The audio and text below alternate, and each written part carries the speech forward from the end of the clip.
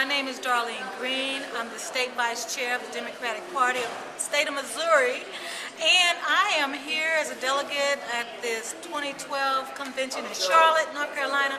And I know we're going to nominate Obama as the next president of the United States. I want to see him return to office and deliver on the promises, and because I know he's got the best plan for us, you know, to get the working people back to working, to help save homes for people, and people who want to work will work.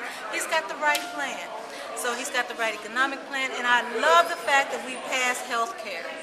And so we're going to take health care, build the infrastructure to make that whole system of health care work for everybody, not just the rich, but the people who work hard and can't afford the health care. A lot of people are underinsured or uninsured. But with this new health plan, everybody will have a crack at making sure that they can stay healthy.